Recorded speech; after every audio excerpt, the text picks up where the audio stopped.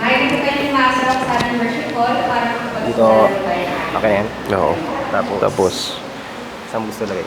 bukas na to. Hindi ko na, wala na akong gagalawin. Okay, ano bahala? Oo. Bago po tayo magsimula, samahan po ako sa isang maikita na namin. Panginoon, sa aming mga kami po ay nagpapasalamat sa inyong walang hanggang katapatan at nabulihan sa aming buhay. Indeed, today is the day that the Lord has made, and so we will be glad and rejoice in it. Pangunahan niyo po kami, Lord, sa umagang ito. Fill us with your spirit and remove anything that will distract us from you or from your word. We ask all these things in the mighty name of Jesus. Sabi po sa Psalm 145 and 14, sabi po natin, "Pasasalamatan kayo, Panginoon, ng lahat ng inyong nilikha. Pupurihin kayo ng inyong mga tapat na mamamayan. Ipamamalitan nila ang inyong kapangyarihan at ang kadakilaan ng inyong pagmahal upang malaman ng lahat ang inyong dakilang mga gawa at ang kadakilaan ng inyong pagmahal. Ang inyong pagmahal ay magkakailanman. Panginoon, tapat kayo sa inyong mga pangako at mapagmahal kayo sa lahat ng inyong nilikha." Kasama po ba kayo sa tapat na mamamayan ng Panginoon? Amen. Naniniwala po ba kayo na siya ay dakila at ang kanyang pamumuno ay magkakailanman? Kung opo, maganda po na simulan po natin ang ating panambahan sa pagbabahagi ng kabutihan ng Panginoon sa ating buhay. Ngayon po ang last Sunday ng 2024 and in 2 days, masalubungin po natin ang year 2025. Kung maganda po na malaman po ng ating mga kasamahan kung gaano naging mabuti ang Panginoon sa bawat isa. Kasi po, bigyan ko po kayo ng onting oras. So, at 2 seconds, ayan po. Tapos kung may po mag-share ay iimbitahan ko kayo. So, yun ang naging patotoo ko sa bata. Sabi ko lang ng Diyos, ang kilos sa buhay natin. Meron tinutuwid. Biyernes, may nakalong dito. Merong binabago, merong nag-step up. Ano na po sa Sunday School dito sa Basic. Marami po nag-step up. So, pumili ko sa Panginoon sa buhay natin. Kaya natin siyang mamulat sa buhay natin. Praise God po. Salamat po. Meron po mga gustong sumunod na magpatotoo po ng kabutihan ng Panginoon sa kanilang buhay. Si Tita Norma. Meron po ba? Ay, si Tita po. Sige po.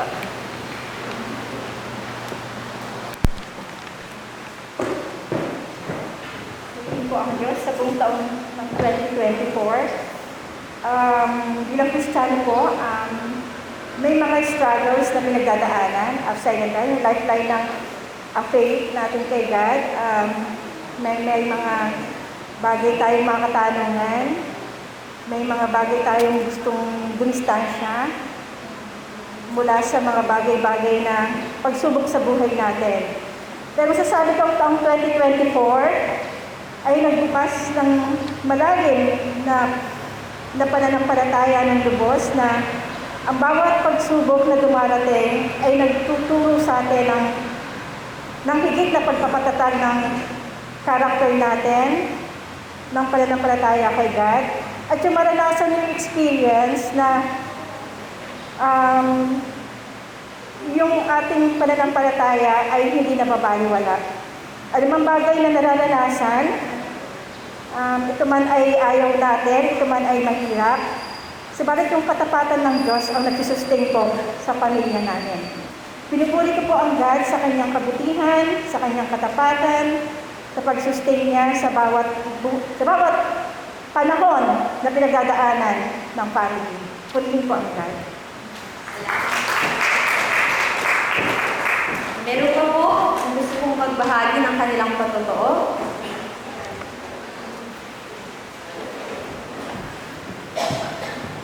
Thank you sa God sa buong taon ng 2024 din.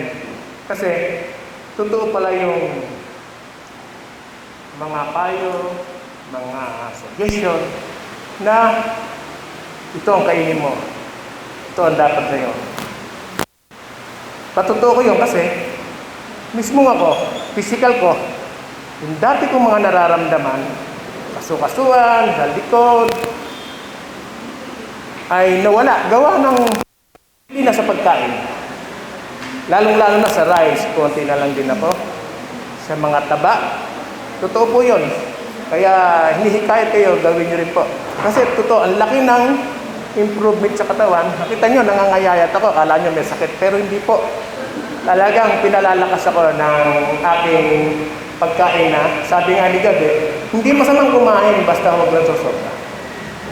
Di ba? Kaya salamat din po dahil sa isang taon na po akong nagbumubi, yung pag-iingat ng Diyos ay laging nandoon.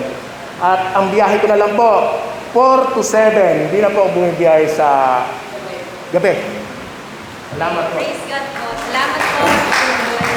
Isa pa po, may gusto pa po bang umabol at magbahagi ng pagtotoo?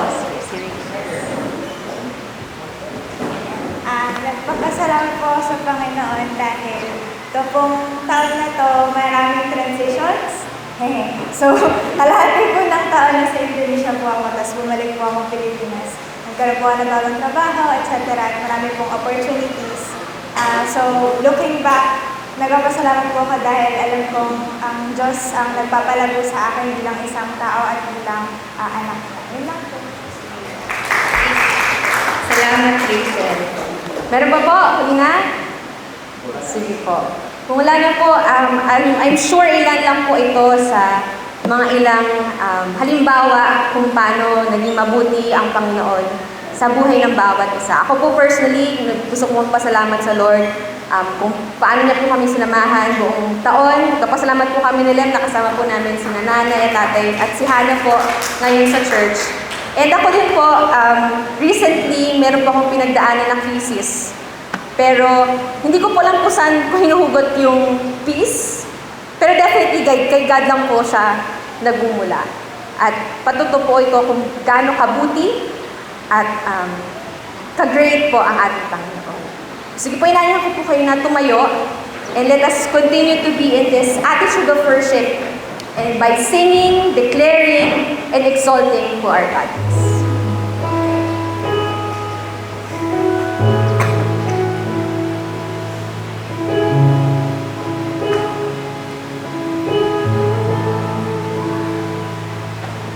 So, si Kay Wala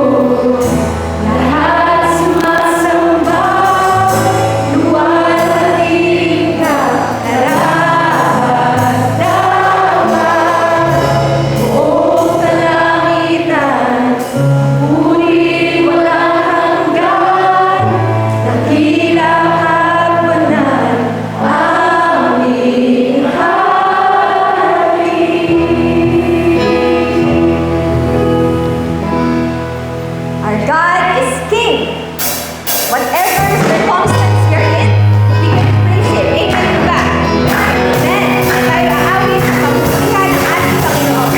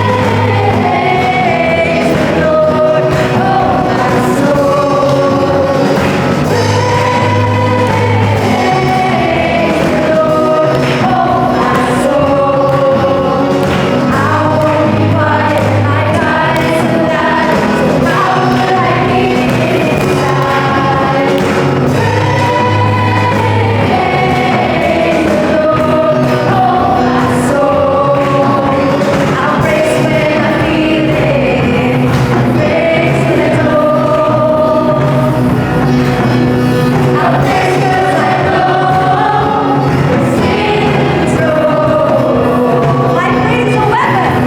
My praise is a weapon. It's more than a sound. My praise is a shout that can Jericho down. As long as I'm breathing, I have a reason to praise the Lord, oh my soul. Praise the Lord, oh my soul.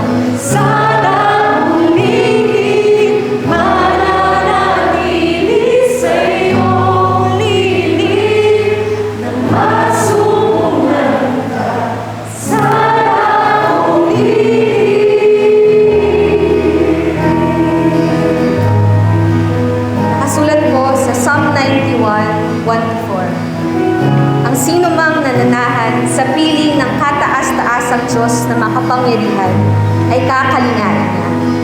Masasabi niya sa Panginoon, kayo ang kumakalinga sa akin at nagtatanggol. Kayo ang aking Diyos na pinagtitiwalaan. Tiyak na iligtas ka niya sa bitag ng masasama at sa mga nakamamatay na salot. Iingatan ka niya gaya ng isang ibong iniingatan ng kanyang mga inakay sa liling ng kanyang pakpak. Tulad, Lord, ng mga inakay na nasa liling ng pakpak ng ibon na ito, tulungan mo po kami na manahan at manatili sa inyong piling. We give you back all the glory and praise. In Jesus' name we pray. Palapakan po natin ang ating Panginoon. Marami na po tayong magsuko. At tatawagin po si Kuya Maken Flores para pamunahan po ang ating congregational prayer.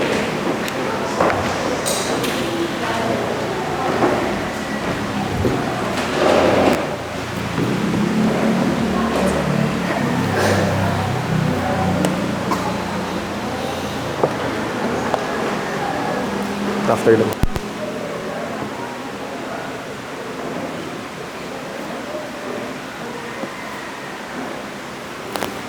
Manalangin po tayo. Panginoon, maraming salamat po sa araw na binigay mo sa amin. Salamat po dahil pwede kaming magsama-sama ngayong araw at magpuri, magpasalamat sa lahat ng biyaya na binigay mo sa amin. Pinupuri ka namin, Panginoon, sa binigay mong taon na 2024 sa aming lahat. Lahat ng biyaya, magaganda at mabubuting bagay ay alam namin na nagmula ito sa inyo at ikaw ang dahilan, ikaw lamang ang dahilan kung bakit namin nararanasan ito. Pinasasalamatan din po namin kayo, maging sa mga pagsubok na aming naranasan sa taon na ito. Alam din po namin na ito ay galing sa inyo at ito ay pinaranas mo sa amin upang kami ay matuto at mapalapit ang aming mga puso sa iyo, Panginoon. Panginoon, kami rin po ay lumalapit sa inyo at humihingi ng iyong awa at tawad sa lahat ng mga bagay na ginawa namin na hindi ka nais-nais sa iyong paningin. Patuloy mo po kaming gabayan at mas lubos ka naming makilala sa pamamagitan ng iyong salita. Gayun din po, Lord, we pray na patuloy ka pong kumilos sa aming mga buhay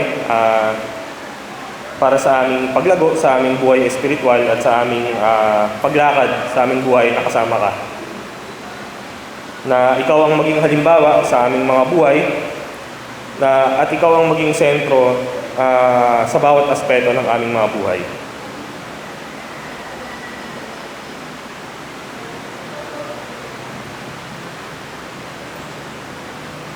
Panginoon, kami po ay nagpapasalamat sa taong 2024. Salamat sa mga tagumpay na narating namin sa maraming aspeto ng aming buhay, maging ito ay sa pag-aaral, trabaho, pamilya at sa aming mga relasyon. Salamat din Salamat din po sa mga biyaya na binigay mo sa aming iglesia, sa Lord of Life Christian Fellowship. Salamat po sa patuloy na pagkikilos mo sa bawat ministry at bawat manggagawa ng iyong iglesia. Salamat po sa iyong kabutihan sa aming iglesia. Alam namin na ikaw lagi ang siyang gumagabay sa bawat gawain namin at sa bawat ministry na involved kami.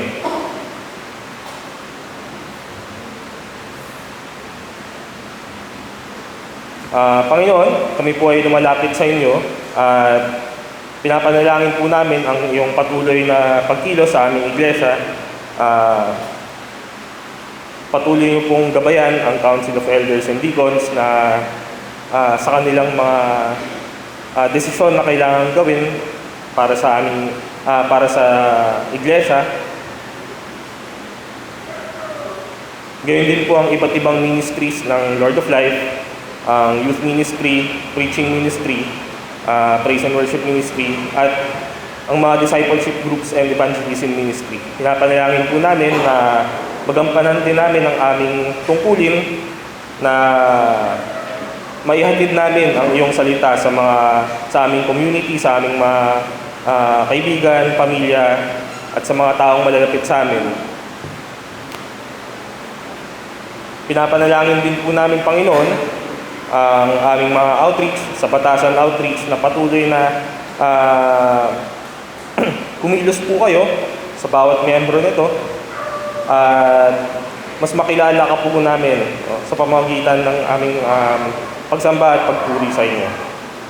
Gayun din po, Panginoon, pinapanalangin namin ang aming missionaries na patuloy na proteksyon sa kanila at paggabay sa kanilang gawain sa community na kanilang kinaroroonan.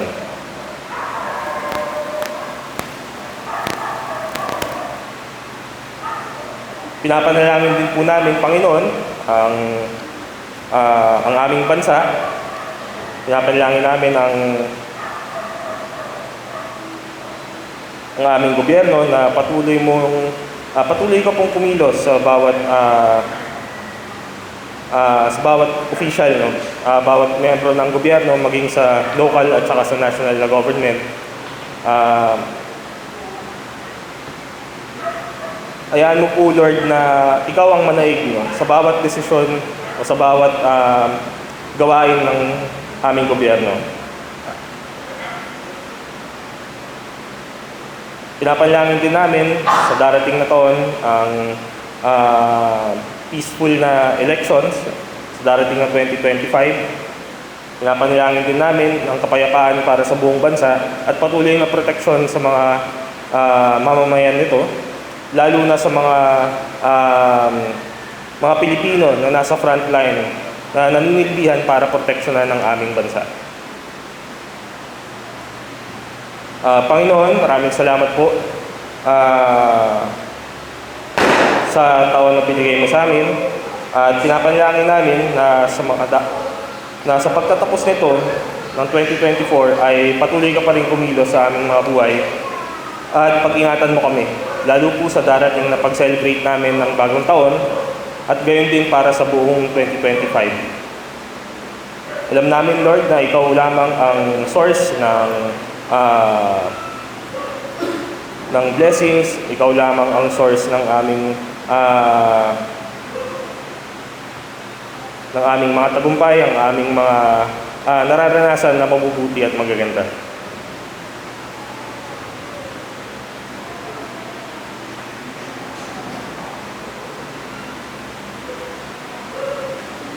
Panginoon, pinapanalangin namin na sa darating na taon ay alam namin na ikaw pa rin ang Diyos na dakila at hindi nagbabago ang kanyang pagmamahal sa amin.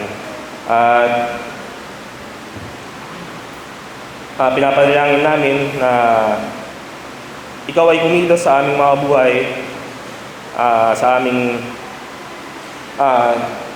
mga relasyon, sa iba't ibang tao, sa aming pamilya, at maging ang aming personal na relasyon sa inyo, Panginoon. Maraming salamat po na pwede kaming lumapit sa inyo at pwede naming panalangin ang mga bagay na ito sa inyo. Maraming salamat po at pinapanalangin namin ito sa pangalan ni Jesus. Amen.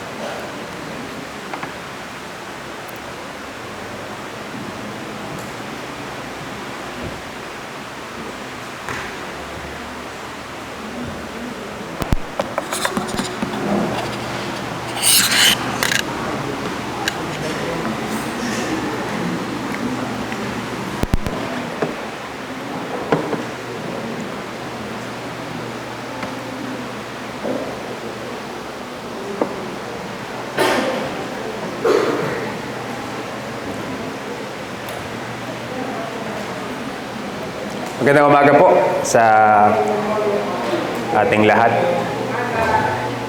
Hindi ko po alam kung may bumabati pa sa inyo ng... Meron pa ba bumabati ng Merry Christmas sa inyo? Sa atin po na sa Pilipinas, kultura natin, September pa lang, ina-anticipate natin yung Christmas. So, nagbi-build up yung excitement. Pero pagkatapos ng Christmas, parang isang linggo lang, bagong taon na agad. So, parang bilis-bilis lang. Pero alam natin na itong huling linggo, no? Ito yung last Sunday ng taon na to, tama? 2024. At itong linggo na to, huling linggo ng taon, kung meron kayong small group, discipleship group, ay panahon ng recap. Kahit ang balita, yung mga news agency ay nagre-recap ano yung mga highlights ng nakaraang taon. Gusto ko pong simulan yung ating pag-aaralan ngayong umaga sa tanong na ito. Hindi ko alam kung napag-isipan mo na, pero bibigyan ko yan ng ilang sandali para pag-isipan. Sa isang salita, paano mo ilalarawan ang naging ugnayan mo sa Diyos itong 2024? Alam ko hindi madali kasi isang salita lang, pero paano mo i-summarize, i-describe yung naging relationship mo sa Panginoon itong 2024?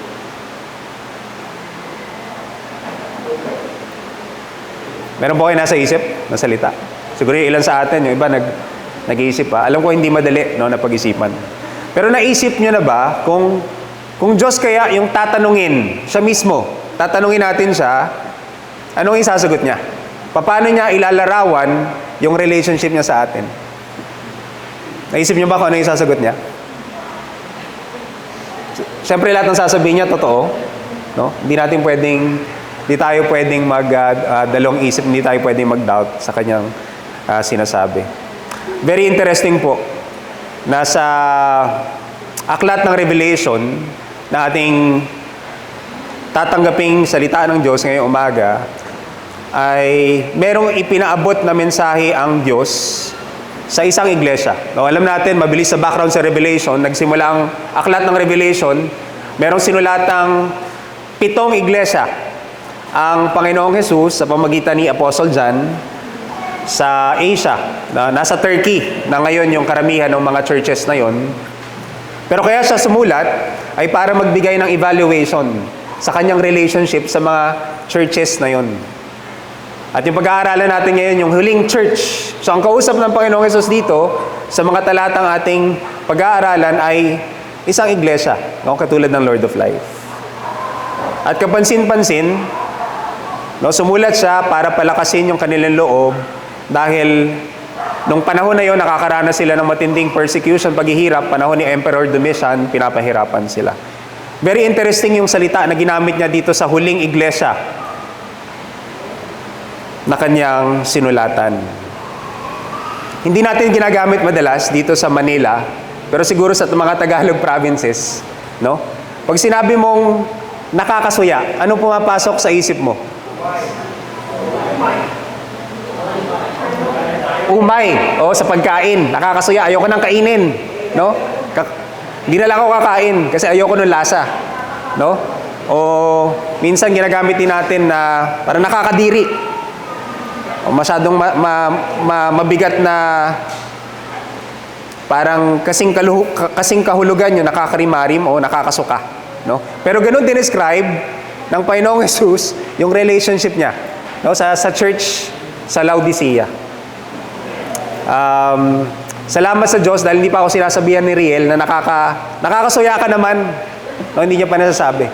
Pero pag malapit na tao ang nagsabi sa iyo noon, medyo masakit, no? Lalo na kapag seryoso at galit. Nakakasuka ka naman. Ayaw muna kitang kasama, no?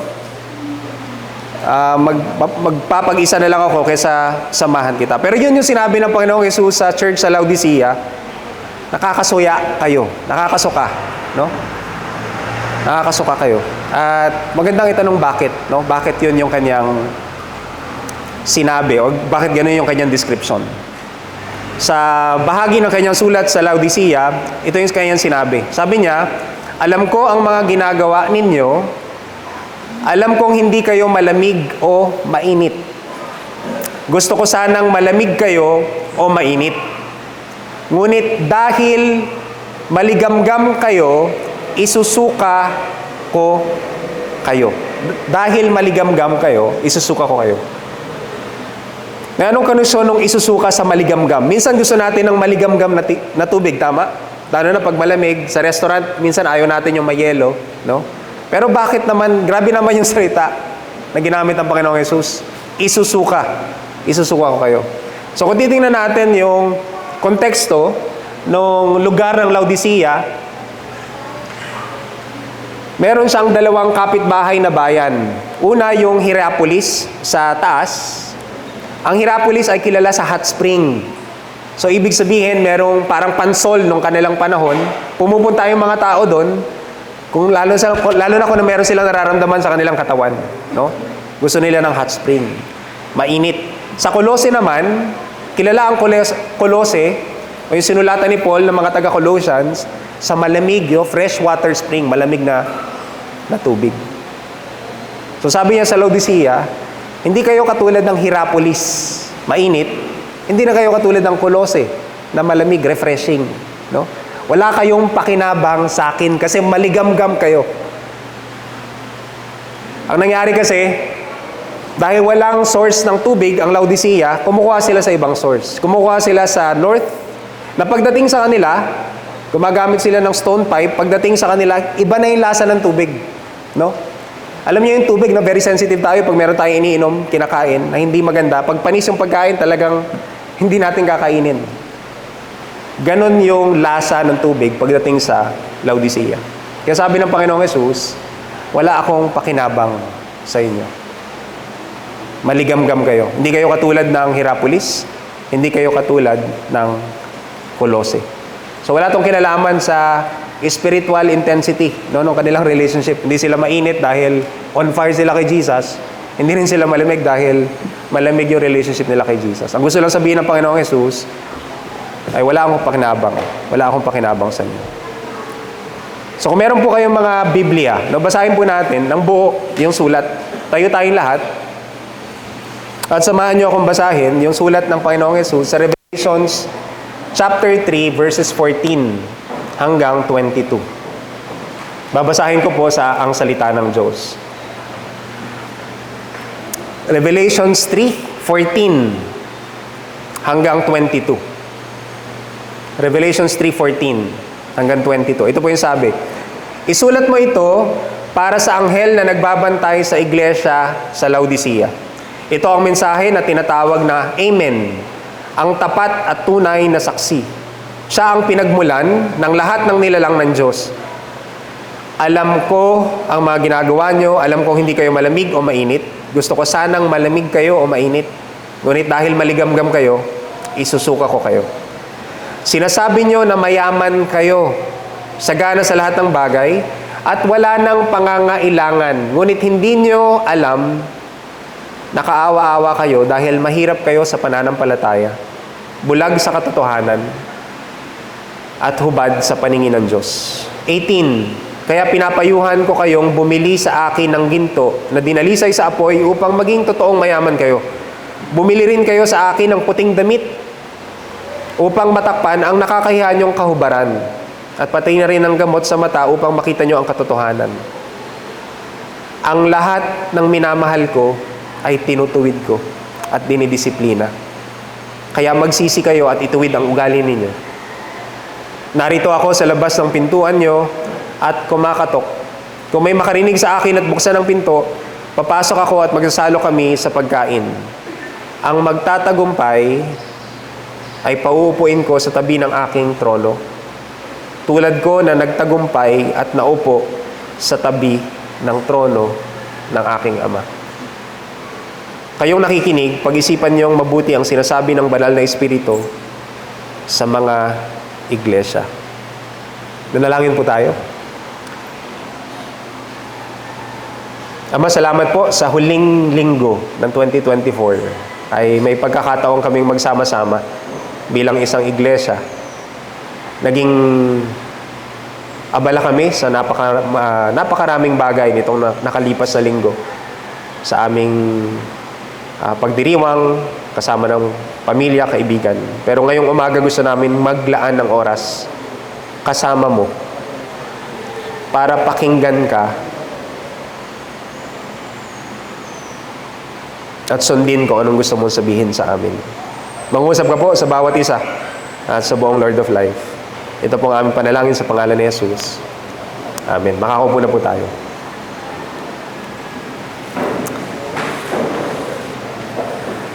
Maliwanag po yung ating binasa at ito yung title ng ating pag-uusapan ngayong umaga. Jesus at the door, an invitation back to intimacy. Just by reading yung passage, alam natin na itong iglesia na to ay nalayo sa Diyos.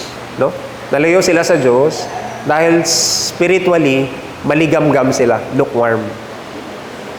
At meron dahilan, titingnan natin mamaya, ano yung dahilan na yon. Pero, mararamdaman natin na gustong-gustong bumalik ng Panginoong Hesus sa relationship niya sa iglesia na to. No? At dahil, para siyang kaibigan na matagal na nawalay, na gustong magkaroon ng reunion, no? Makasama yung kanyang kaibigan. At kaya ini-invite niya itong church na to pabalik sa fellowship, no? Back to intimacy, malapit na relasyon sa kanya. Hati natin po yung talata. Titingnan natin yung tatlong katotohanan na pagkukunan natin ng prinsipyo.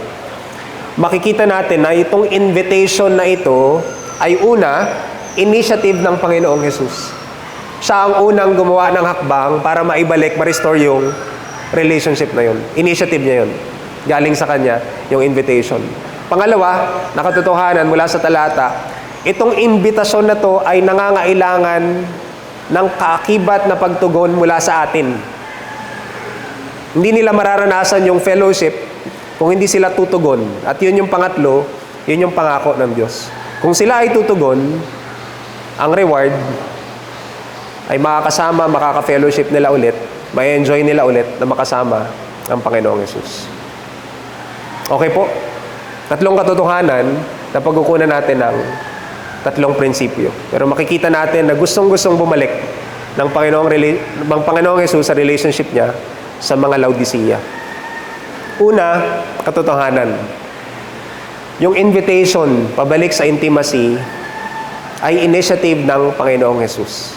Siya yung nag-initiate, siya yung nag-umpisa. Sabi sa first part ng 20, sabi niya, narito ako sa labas ng pintuan nyo at kumakatok. Kumakatok. No? Para lubos sa ating maunawaan, tanungin muna natin. No? Magtanong muna tayo, bakit ba siya nasa labas at nasa may pintuan in the first place? Anong ginagawa niya doon? Bakit siya napunta doon? Kung dati nasa loob siya, paano siya napalabas? At ngayon gustong-gusto niyang pumasok. Ang unang sagot ay dahil sa attitude ng Laodicea, yung attitude ng church. Kaya sila maligamgam at nakakasuya dahil ito yung kanilang spiritual condition. Kung magpapatotoo sila katulad kanina, no? Tatawagin mo sila para mag-testimony, ito yung kanilang testimony. Sasabihin nila, mayaman ako, masagana, at wala nang kailangan pa. Ganon nila kinikilala yung kanilang sitwasyon bilang isang iglesia. Mayaman ako, masagana, at wala nang kailangan pa. O, totoo naman, mayaman sila. Dahil ang Laodicea ay naging metropolis. Maraming bangko ang naitayo sa Laodicea. Kasi meron silang reservoir ng gold. No? At yung mga naglalakbay mula sa kanluran, pupunta ng silangan, dadaan sa kanila, usually sa kanila nagpapapalit ng pera bago bumiyahe. So mayaman sila, masagana.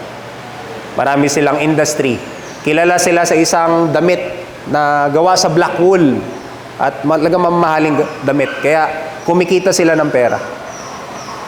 At kilala rin sila sa isang gamot sa mata na nakakatulong, no, nakaka-restore ng eyesight. So mayaman sila, masagana, at wala nang kailangan pa. Ang malungkot, ganun din nakikita ng church sa Laodicea, yung kanilang spiritual na condition. Hindi sila katulad nung yung ilan sa 6 na iglesia na nahihirapan sila. Okay sila financially. Wala silang problema sa church, no? Pero dahil ganun yung attitude nila, ganito yung kanilang reality. Ang sabi ng Panginoong Jesus sa kanila, hindi nyo alam, kahit na yan yung sinasabi nyo tungkol sa sarili nyo, yun yung patotoo nyo, hindi nyo alam na kaawa-awa kayo dahil mahirap kayo sa pananampalataya, bulag sa katotohanan, at hubad sa paningin ng Diyos. In short, una, spiritually, bankrupt sila. Akala nila mature sila na iglesia. Akala ng mga Christians dun sa church na yun, mature sila. Pero sa paningin ng Diyos, weak sila sa pananampalataya. Pangalawa, spiritually naked, hubad sa paningin ng Diyos. Akala nila katanggap-tanggap sila sa Diyos, no? Na kaaya-aya yung kanilang kalagayan. Pero sa paningin ng Diyos, hubad sila. At pangatlo, spiritually blind, bulag sila sa katotohanan. Ang malungkot mga kapatid, dahil ganun yung attitude nila, ay napalabas nila yung presensya ng Diyos sa kanilang kalagitnaan. Naging malayo yung kanilang fellowship. Naging malayo yung kanilang relationship sa Diyos dahil sa ganong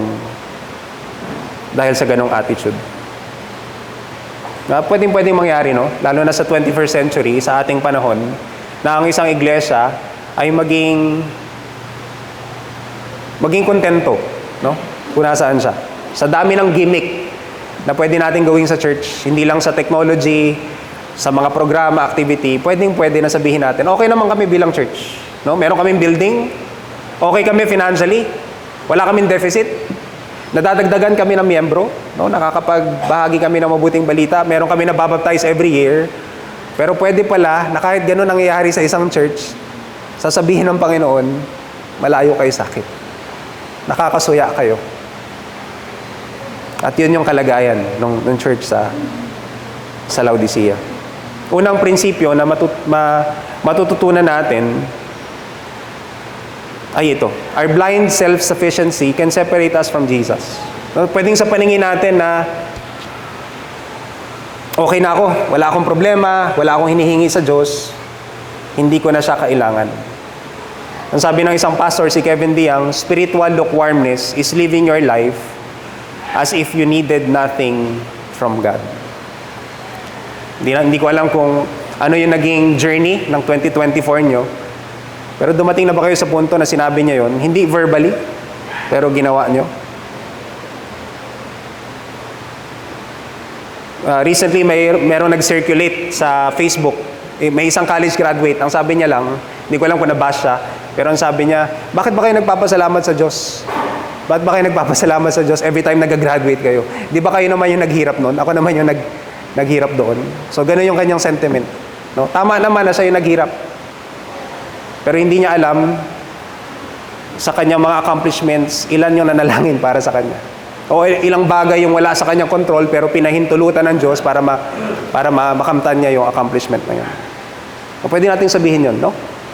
Na yung naabot ko sa buhay, yung kayamanan na meron ako, yung estado ko sa aking trabaho, sa aking school, ay dahil pinaghirapan ko. No? O pwede na nating sabihin na ito yung plano ko. In 2 years, ito yung gagawin ko. 5 years, no, maghanap ako ng trabaho, mag-iipon, magkakabahay, mag-aasawa. 10 years, 20 years, magre-retire. No? Pero pwede nating planuhin yung ating buhay na hindi kasama ang Diyos.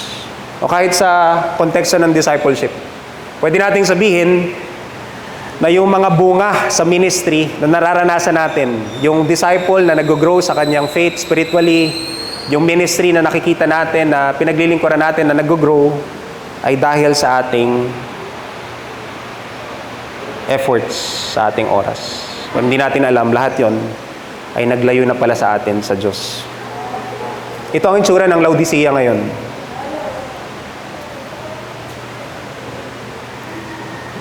So, excavations na lang siya.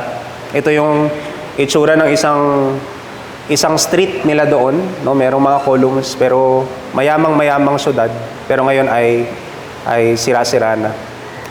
Sa kanilang kasaysayan, nagkaroon ng matinding lindol. No? Ganito sila kayaman. Nag-offer ang Rome na magbigay ng financial aid, ayuda sa kanila. Ang ginawa ng Laodicea, tumanggi sila. Sabi nila, meron kaming sariling pera, meron kaming reserve, at yun yung gagamitin natin para mag-rebuild. Wala pa ako nababalitaan sa Pilipinas, no, na probinsya na tumanggi sa ayuda. Pero ang Laodicea, tumanggi sila. Ang sabi nila, hindi nila kailangan ng ayuda. Hindi nila kailangan ng financial aid. Dahil meron silang ipon, meron silang pera. No? Naniniwala din ba tayo sa deception o sa kasinungalingan na ganun? Na lahat ng ating nararanasan sa buhay or kahit sa 2024 ay dahil sa ating paghihirap o o pagtsatsaga, o kahit sa ministry. So, nasa labas siya ng pintuan.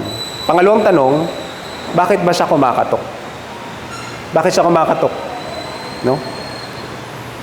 Ay, very obvious po yung sagot. Bakit ka ba kumakatok? Pag pupunta ka sa isang bahay, ba't ka kumakatok? Kumakatok ka ba para magsabi, aalis na ako? May kumakatok ka dahil gusto mong pumasok. Gusto mong pumasok. Gustong-gusto ng Panginoong Jesus na pumasok at maka-fellowship ulit yung Laodicea. Gustong-gusto niya. Kaya maliwanag to na ito yung intention niya. Kasi sabi niya sa unang part ng verse 19, ang lahat ng minamahal ko ay tinutuwid ko at dinidisiplina. Lahat ng minamahal ko. Sinabihan niya, nakakaso kaya kayo, nakakaso ka? Sinabi niya yon dahil ito yung intention niya. Gusto niyang maibalik yung fellowship na meron siya dito sa church na to. Ito yung intention. At ilang beses natin mababasa yung katotohanan na to sa Biblia. Sa Proverbs, sa Hebrews, sinasabi ng Panginoon, ang lahat ng minamahal ko ay tinutuwid ko at dinidisiplina. Sa Hebrews 12, ang tunay kong anak ay dinidisiplina ko. No, lahat ng legitimate kong anak ay dinidisiplina at pinapanumbali ko yung relationship sa akin. Maliwanag yung kanyang invitation. Magsisi kayo, sabi niya, at ituwid ang ugali niyo. Yun yung naging attitude niyo. Ito yung reality niyo. Sabi ni Jesus, mahal ko kayo. Gusto ko mabalik yung relationship na meron tayo nung una. Kaya sabi niya, makinig kayo sa akin. No? Tanggapin niyo yung aking payo. Magsisi kayo at ituwid niyo ang ugali ninyo. Hindi ko na po alam kung sino nagsabi, no? Pero naging sa punto na aking spiritual journey, naging encouragement sa akin one time itong quote na ito. Ang sabi lang, if it took 100 steps to get back to God, He already took the 99. Yung isa na lang kailangan mong gawin para makabalik sa Kanya. Ginawa niya na yung 99. Prodigal son, parable. Prodigal of the lost sheep. Ano pa? Parable of the lost coin. Or parable of the lost sheep. Parable of the lost coin.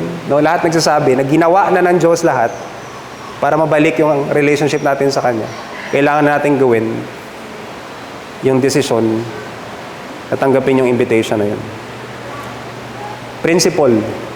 The initiative to restore our fellowship with Jesus always starts with Him. Always starts with God. Sa Kanya nanggagaling yung initiative. Siya yung kumakatok. Ang tendency natin pag nagkakasala tayo, katulad ni Adan, magtatago tayo. No? Lalayo tayo sa iglesia, lalayo tayo sa church. Dahil nahihiya tayo. Pero Diyos ang gumawa ng initiative, no? Para abutin tayo. Makapangyarihang larawan na si Jesus nasa pintuan. No? Kumakatok, gustong makapasok, gustong makasama. Kahit hindi natin siya inimbitahan, nandun siya. Nandun siya. So yung una pong katotohanan, yung initiative galing sa Diyos. Pangalawa, na katotohanan mula sa talata, merong kaakibat na pananagutan mula sa atin. No? Yung desisyon na pagbuksan siya ay personal response natin. Kung may makarinig sa akit, ang sabi niya, at buksan ang pinto. Sabi niya, kung, isang kondisyon. At ito ay inaasahan, ito ang inaasahan ni Kristo na tugon mula sa atin. No? Mula sa talata, ang sabi niya, makinig kayo, magsisi kayo at ituwid ang ugali niyo at buksan ang pinto. No, hindi niyo lang pakinggan yung boses ko. Although, pagkakatok, ganun tayo. No? Pag may kumakatok, hindi natin agad pagbubuksan ng pinto. Tama? Anong tatanungin natin susunod? Sino po yan? Pag na-recognize natin yung boses, at na-assure tayo, kilala natin, at safe tayo, secure tayo, tsaka lang natin pagbubuksan. Hindi lang ganon yung sabi ni Jesus dito na makinig o pakinggan yung kanyang boses. Ibig sabihin, katulad nung previous verse, no? Pakinggan niyo ako, tanggapin niyo yung payo ko, yung magsisi kayo at bumalik kayo sa akin. At pangalawa, sabi ni Jesus, tanggapin niyo yung aking payo. Spiritually, tingin nyo sa sarili nyo, mature kayo. Sa akin kayo, pumunta, lumapit. At gumamit siya ng mga salita na very familiar yung Laodicea. Akala nyo, mayaman kayo spiritually, dahil mayaman kayo financially, ito yung payo ko sa inyo. Sa akin kayo lumapit para makakuha kayo ng ginto na dinalisay ng apoy. O pananampalataya na nasubok ng panahon. Pananampalataya na lumalago. Dahil patuloy na naglilingkod kahit na nahihirapan. Patuloy na umiibig sa Panginoong Jesus, no? Kahit nahihirapan, no? Sa persecution. Pangalawa, sabi niya, bumili rin kayo sa akin ng puting damit upang matakpan ang nakakahiya niyong kahubaran. Akala niyo okay kayo sa aking paningin, pero sa akin kayo lumapit. Sa akin kayo pumunta para maging okay kayo. No? At panghuli, pati na rin ng gamot sa mata upang makita niyo ang katotohanan. So dahil na-deceive sila, spiritually, akala nila okay sila, no? Kailangan nila si Jesus para makita yung reality ng kanilang situation. So nangangailangan ng tugon. Responding to the invitation for fellowship is a personal decision. Personal decision. No, bakit personal na decision? Bakit hindi na lang basta pumasok ang Panginoong Jesus? No, mag-barge in, buksan yung pinto, sirain niya yung lock, no? Para pilitin tayong mapalapit sa Kanya. Bakit hindi yun yung Kanyang ginawa? Dahil hindi siya ganun na Diyos. Hindi niya pinagpipilitan yung Kanyang sarili sa atin. Hindi niya tayo pipilitin na sumamba sa Kanya at magkaroon ng relationship sa Kanya. Gusto niya authentic na relationship, authentic na nagmamahal. No, sa ating paglago bilang Christian, ilang beses na natin na-encounter yung difference, no, ng relationship sa fellowship. Pero ang issue dito ay yung relationship, union with Christ, tsaka fellowship, yung ating communion or intimacy with Christ. Yung dalawang bagay na yon ay magkaiba. Yung una, permanent. Yung relationship, yung union with Christ, permanent yon. Isang beses lang sa ating buhay, kailangan natin gawin yung desisyon na magkaroon ng relationship sa Panginoong Jesus, sa magitan ng pananampalataya. Pero yung fellowship, yung communion, yun ay ongoing, araw-araw na karanasan na kailangan nating pagdesisyonan. Yung foundation ng union o relationship ay pananampalataya, pero ang fellowship ay spiritual discipline, pananalangin, paglalaan ng oras, pagbabasa ng Biblia, pakikipag-fellowship kasama ang ibang mga kapatiran. Ang relationship ay hindi mababago, unbreakable. Dahil tinurong ka ng anak ng Panginoon, ng Diyos, anak ka na magpakailanman. Pero ang fellowship pwedeng magbago, nagfluctuate. At naranasan ko yan ng 2024. No? Hindi ko alam sa inyo, pero may mga times na spiritually okay ka, pero may mga times na spiritually hindi ka okay. Ang emphasis ng relationship ay identity natin. Anak tayo ng Diyos. Ang emphasis ng communion ay ang ating fellowship or daily walk kay Jesus. At yun yung difference. At yun yung gusto niyang maibalik sa Laodicea. Yung kanyang communion, yun yung kanyang fellowship. So, umaasa siya sa tugon. Hindi lang siya umaasa sa tugon, kundi gusto niyang bigyan ng diin na ito ay isang kondisyon. May kondisyon. Sabi ko nga kanina, hindi niya ipipilit. Hindi niya ipipilit. Kaya sabi niya, sino mang makinig sa aking tinig at magbukas ng pinto. Sino mang makinig sa aking tinig at magbukas ng pinto. Na-imagine ko si Jesus, tinatawag yung ating pangalan. No? Kasi sinasabi niya, nagtatanong, available ka ba? No? Sa mga oras na ito. Gusto kitang makausap, gusto kitang makasama.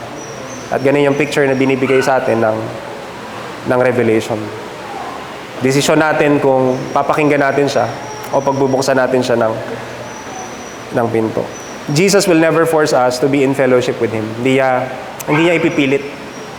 Hindi niya ipipilit. Katulad nung sabi kanina, minsan may mga pagkakataon, ayaw natin pagbuksan yung pinto. Tama? Ayaw natin pagbuksan ng pinto.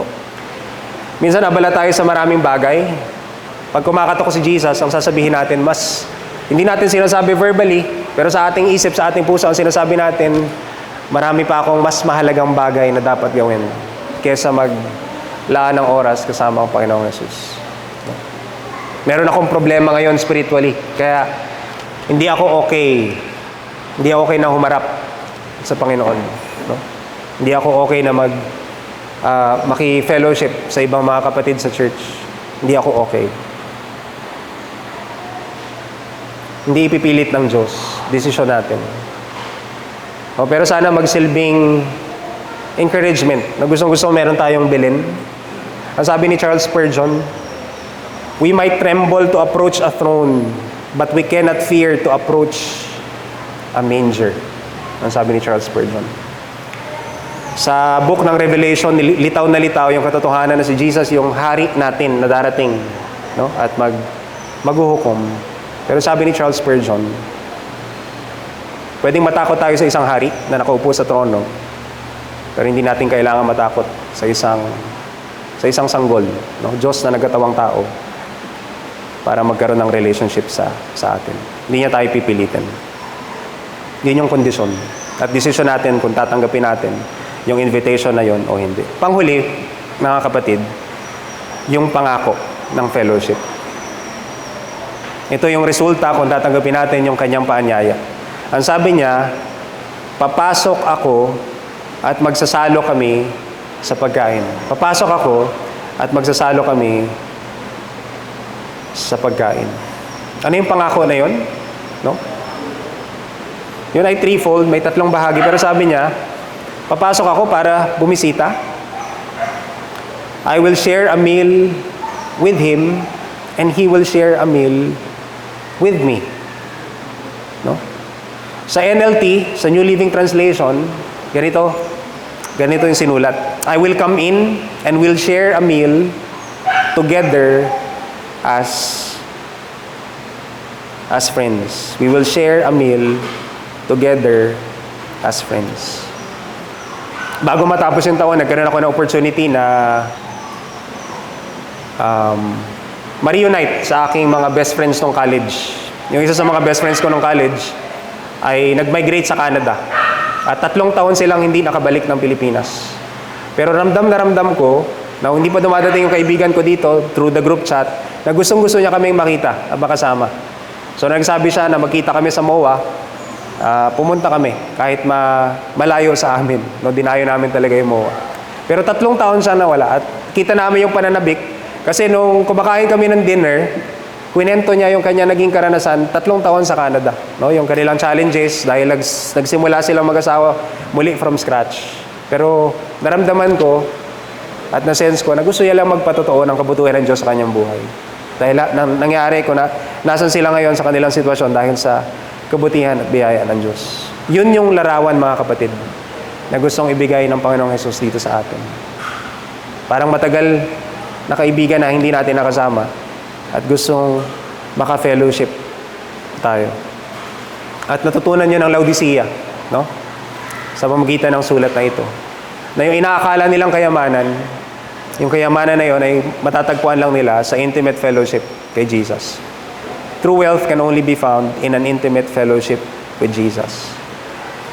Nanalangin tayo kanina, no? Lahat ng direksyon ng ating panalangin ay pagbalik na sa 2024. Magandang balikan, no? Kasama ba sa highlights ng 2024 natin yung ating kaugnayan sa Diyos? Na na-enjoy natin, merong sandali na talagang nangusap siya sa atin, no? At yung dumating na tayo sa punto na yun na ang dami nating ginagawa, tapos naramdaman na lang natin na parang ang layo-layo lang natin sa Diyos. Tama? Naranasan nyo na yun? No? Nahirapan na kayong manalangin? Pero yun yung picture na binibigay ng Diyos sa atin dito. At katulad nung nagkaroon tayo ng sermon tungkol sa Acts, malaking bagay sa kanilang kultura yung pagkain ng sama-sama. No, hindi malayo sa kulturang Pilipino, pero yung sa panahon ng Panginoong Hesus, yung pagkain ng sama-sama ay napaka-powerful, no, na image. Yun yung ginawa niya sa kanyang disciple. Maraming beses na ang Panginoong Hesus kumain kasama ang kanyang mga disciple. Gusto ko po itong picture na ito. So, interpretation to ng isang artist kung ano yung tsura naging Last Supper. Pero, somehow accurate itong picture na to kasi nung panahon na yun, wala sila talagang lamesa katulad ng dining table na meron tayo ngayon. Lahat sila nakaupo lang sa papag at naka-recline doon sa table at palibot, no? Kasama ng mga Panginoong Jesus, yung kanyang disciple. Gusto ko yung picture, very powerful, yung picture of sharing a meal. Kasi kitang-kita dito na kahit sa picture kita natin na walang mas mataas, walang mas mababa. Lahat nakaupo lang sa lamesa, naka-recline. Na-imagine ko rin na yung panahon na yon ay opportunity to serve each other, no? Nakita natin ang Panginoong Jesus na pinaglingkuran yung kanyang disciple. Hindi lang siya putol ng tinapay at nag-serve ng alak, naghugas pa siya ng paa. At sa ating kultura, sa atin salo-salo, handaan, opportunity to celebrate, no? Iba't ibang occasion. Pag meron tayong milestone bilang pamilya, merong graduate, merong na-promote sa trabaho, isi-celebrate natin yon. At kahit malungkot, nakaganapan sa buhay, minsan lumalapit tayo sa ating mga kaibigan, kailangan lang natin maglabas ng loob, bigat ng kalooban, gagawin din natin, kakain pa din tayo. O bahagi yun ng ating kultura. At katulad ng kinuwento ko kanina, minsan simple lang, kaibigan, matagal na natin hindi nakasama, lalabas lang tayo para kumain, para mag-catch up.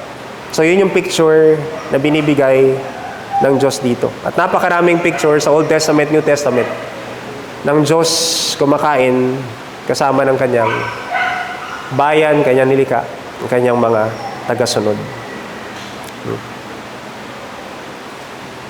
Yan yung promise ng fellowship. Yan yung promise ng fellowship. New beginnings, sabi nila, yung 2025, no? 2025. Kanina ang tanong, paano mo ilalarawan yung naging 2024 mo? Lalo na yung relationship mo kay Jesus. Ngayon po, ang magiging tanong, paano mo gustong mailarawan ang ugnayan mo sa Diyos ngayong 2025? Paano mo gustong ma-describe, mailarawan ang ugnayan mo sa Diyos ngayong 2025? Marami sa atin, nagpaplano na, no? Hindi pa natatapos yung church, meron na tayong preaching calendar, meron na tayong calendar of events for 2025, no? Tinatapos yan ng October. Yung ilan sa atin, sa pamilya, meron ng planong bakasyon, kailan, saan pupunta, nakapag-book na tayo ng aeroplano. Pero mga kapatid, pakinggan nyo po. Kung intentional tayo sa ating relationship sa Panginoong Jesus, dapat kasama sa plano. Dapat kasama sa plano. Paano mo gustong mailarawan ang ugnayan mo sa Diyos ngayon 2025? Alam mo, desisyon mo yun. Desisyon mo kung ano yung magiging itsura ng 2025. Kasi ang Panginoong Jesus ay nasa pintuan lang, tumatawag at kumakatok. At yun yung kanyang katangian. Hindi siya magsasawang kumatok, nandun lang siya sa pintuan. Hindi siya alis doon. Hindi niya sasabihin, ano ba naman yan? Ilang beses na akong kumatok, wala namang pag ang Lazada, ang Shopee nag-deliver sa bahay, walang lumabas, aalis lang sila. Diba? Sayang yung oras nila eh. Pero ang Panginoong Jesus, mga kapatid, pakinggan yun. Hindi siya aalis. Nasa pintuan lang siya, kakatok at kakatok hanggang tumugon ka. Hanggang pagbuksan mo siya ng pinto para mabalik yung fellowship niya sa'yo. Alam ni Junie, no? Tuwing nag-uumpisa yung taon, ginagawa namin to bilang small group. No, ang challenge ko sa akin, ang challenge ko sa kanila, kung seryoso kayo sa relationship nyo sa Diyos, mahalaga yung relationship nyo sa Diyos, paano yun makikita sa inyong schedule? Dahil binibigyan mo ng oras ang pinapahalagan mo. Lahat ng pinapahalagahan natin sa buhay, bibigyan natin ng oras. Mahalaga sa atin ang exercise, bibigyan natin ng oras. Mahalaga sa atin ang ating trabaho para makapag-provide sa pamilya, bibigyan natin ng oras. Mahalaga sa atin ang kapahingahan, ang bakasyon, ang rest, bibigyan natin ng oras. Kung mahalaga sa iyo yung intimacy mo sa Diyos, kailangan mo ring bigyan ng oras. At sukat lang yung oras natin. Wala sa atin merong 28 hours, 32 hours. Lahat tayo 24 hours. No? Meron lang tayong 7 araw sa isang linggo. bilang na bilang lang. Meron lang tayong 52 weeks sa isang taon. Meron lang tayong 12 months. No? 4 na quarter. Ganun lang kabilis. Pero desisyon natin kung magiging malapit ba tayo sa Diyos o hindi. Kung meron kang dinedisciple, ang tanong ay hindi, nag-quiet time ka ba itong 7 days in a week? Kamusta yung quiet time mo? Araw-araw ka ba nagka-quiet? Hindi yun yung tanong. Ang tanong, paano nangusap sa'yo ang Diyos at gaano ka kalapit sa Kanya? Anong sinabi niya sa'yo? Kasi yung relationship na meron tayo ay buhay. No? Iwan ko po sa inyo yung tanong at dito tayo matatapos. Paano mo gustong mailarawan ang ugnayan mo sa Diyos ngayon 2025? Desisyon natin mga kapatid. Desisyon natin. Ang Diyos ay nasa pintuan lang kumakatok. Naghihintay ng panahon at oras natin. Sana kasama sa panalangin natin ngayong panahon ng 2025 na magkaroon ng malapit na ugnayan sa Panginoong Hesus. No? Hindi ko alam kung ano naging itsura ng inyong 2024. Kung malayo kayo sa Diyos, o nanlamig kayo sa Panginoon, nawalan kayo ng ganang maglingkod, sana ang 2025, mabalik tayo sa ugnayan at sa fellowship natin sa Panginoong Yesus. Manalangin po tayo.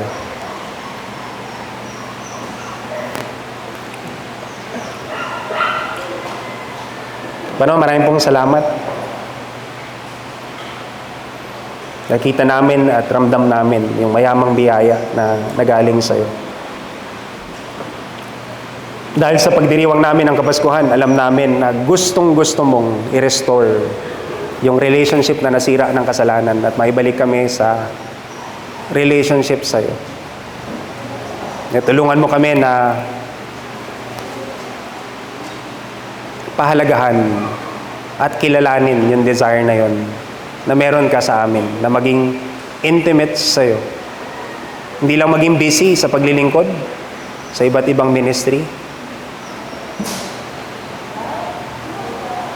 at sa iba pang mga gawain, kundi maglaan talaga ng oras para makilala ka, ma-enjoy ka, mapakinggan ka. Lalo na itong darating po na taon. Ipaalala mo po sa amin sa pamagitan ng banal na Espiritu yung mga salitang ito at kung paano ka nangusap sa amin. Tulungan mo po ang buong Lord of Life Christian Fellowship na hindi lang lumago in terms of disciple making, kundi lumalim yung relationship at intimacy na meron kami sa iyo. At tulungan mo kami na sama-samang gawin to, maging accountable sa isa't isa as we disciple one another. Salamat po. Lahat po ng papuri, pasasalamat ay binabalik namin sa iyo.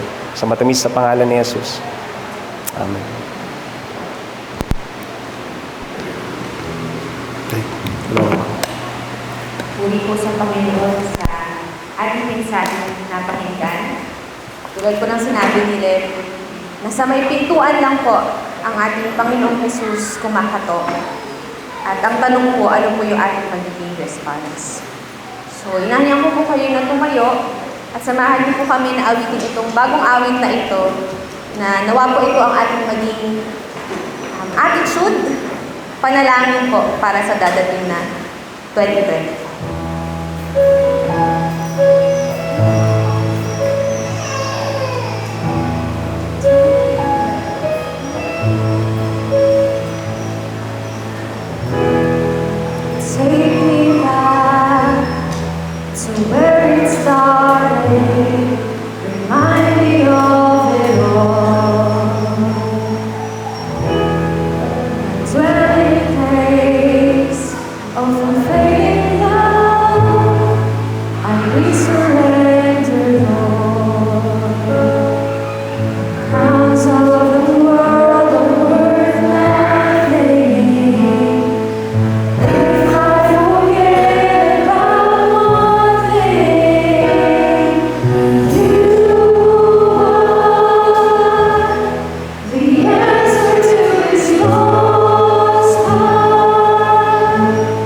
You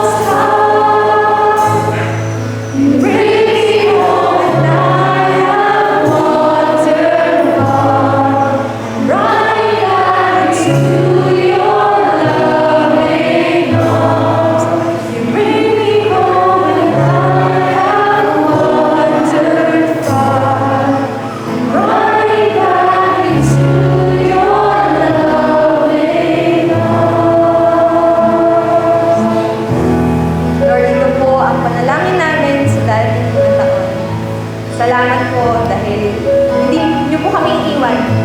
Hindi po kayo umalis. At patuloy lang po kayo kumakatok at hinihintay ang aming tugon. Nang sa ganun po ay makasama po namin kayo hanggang sa muling pagbabalik. Stay with me. Makaupo na po tayo. At ngayon po ay nadako po tayo sa ating tithes and offering. Tawagin po si Ate Lea, saka po si Kuya Ken para pangunahan po tayo.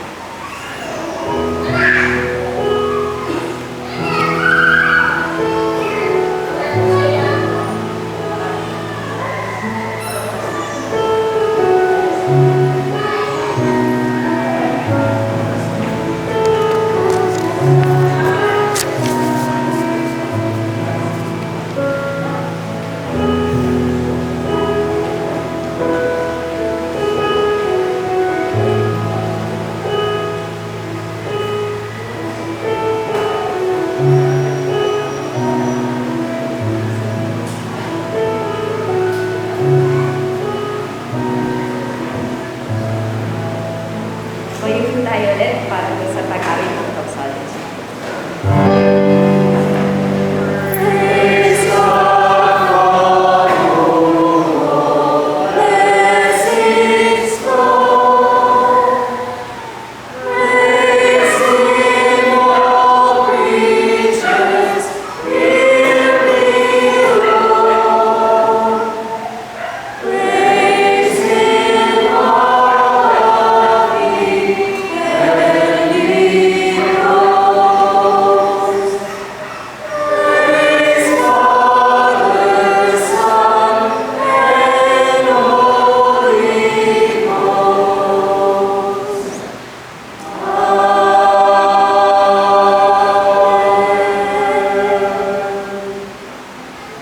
Makaupo na po tayo muli. Salamat po sa Panginoon sa blessings na ito.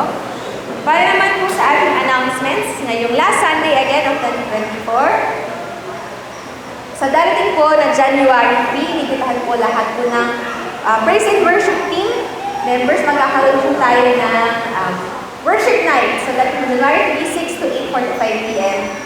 Dinner will be provided. Ito po ay para sa Doña Carmen and Batasan po na churches. For January 5 naman po, sa first Sunday of 2025, ang ating worship leader ay si Jason Dayag. At ang feature po natin ay si Tito Joey Tolentino with the topic na para sa anak ko nabubuhay, galing po sa Luke 12:13 to 21. Sa January 4 naman po, Saturday, magkakaroon po tayo ng Day of Prayer dito po sa Doña Carmen, 7 a.m. po ang simula. Sa upcoming events po, patuloy pa rin po ang ating piso para sa piso kada araw para sa ating Pastor's Wellness Fund. So, kung hindi po ako nagkakamali, nasa likod po yun. Pwede po tayo magpulong ng ating piso, 5 piso hanggang 20 pesos na coin po. Tapos po, sa darating po na January 25, yung Run and Walk fundraising event for the Pastor's Health and Wellness Fund. Tapos na po ang registration, pero I think baka po pwede pa kumabol. I-kontakan na po si Kuya MJ para po sa details. Birthdays. May birthday po sa January 2 and January 3. January 2 muna si Lepner Makasay at January 3 naman po si Eman Hermida. Andito po ba sila? Pwede po natin siguro silang batiin na lang sa Facebook sa January 2 and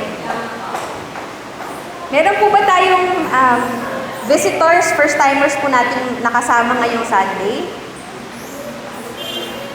Okay po. Pagkatapos po ng ating service, tayo po yung magkamayan. At yun, i-enjoy po natin ang fellowship po kasama ang isa't isa. Tawagan po si Tito Ton para po sa ating benediction. Magsitayo po tayong lahat.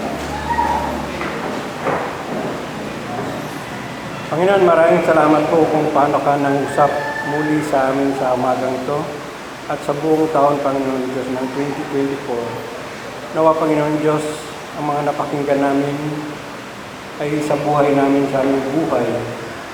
Salamat sa iyong pangangatok, Panginoon Diyos, sa pamagitan ng mensahe. Salamat sa mga Bible study, Panginoon Diyos. Nakakatuwa mo kami sa pangato sa mga tao pang hindi ka nakakilala sa iyo, Panginoon Diyos. Tulungan niyo kami pagnubayan kami bilang sa iglesia, naging masigasig Panginoon Diyos sa pangato. Salamat, Panginoon. Tagapin po natin ang basura. Sa kanyang mga gawa, nang higit pa sa kanyang maaari nating hilingin at isipin, sa pamamagitan ng kanyang kapangyarihan, naghahari sa atin. Sa kanyang pagwalhatian, sa pamamagitan ng Iglesia at ni Kristo Jesus, magpakailanman. Amen. Manatili tayo sa ating nasong.